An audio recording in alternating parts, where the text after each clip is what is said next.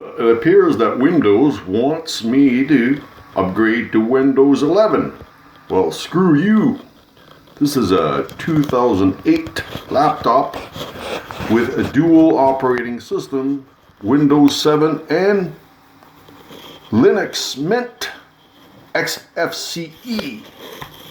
See how fast that goes.